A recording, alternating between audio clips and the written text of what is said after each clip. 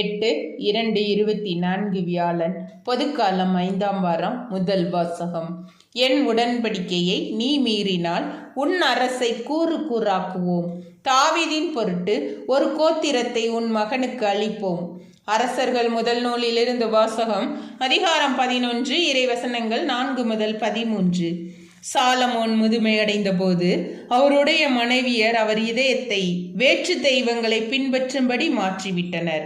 அதனால் அவர் உள்ளம் தம் தந்தை தாவீதின் உள்ளத்தை போல் கடவுளாகிய ஆண்டவருக்கு முற்றிலும் பணிந்திருக்கவில்லை.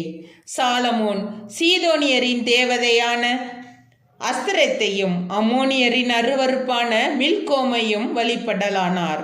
இவ்வாறு சாலமோன் ஆண்டவர் பார்வையில் தீயதனப்பட்டதை செய்தார். தம் தந்தை தாவீது ஆண்டவரை முழுமையாக பின்பற்றியது போன்று அவர் செய்யவில்லை.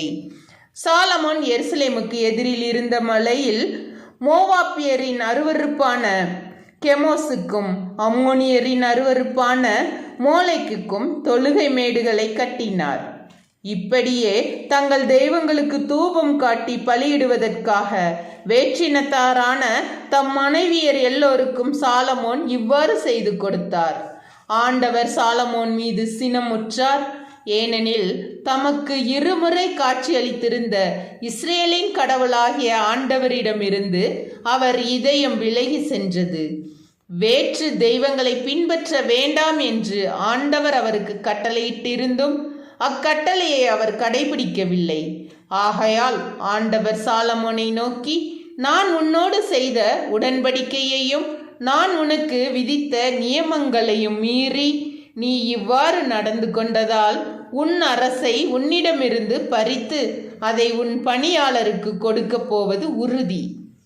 ஆயினும் உன் தந்தை தாவீதின் பொருட்டு உன் காலத்தில் நான் இதை செய்ய மாட்டேன். உன் மகன் கையினின்று அதை பறித்து விடுவேன். ஆயினும் அரசு முழுவதையும் பறித்து விடாமல் என் அடியான் தாவீதின் பொருட்டும் நான் தேர்ந்து கொண்ட எருசலேமின் பொருட்டும் ஒரு குலத்தை உன் மகனிடம் விட்டு வைப்பேன் என்றார். ஆண்டவரின் அருள் வாக்கு. இறைவா உமக்கு நன்றி.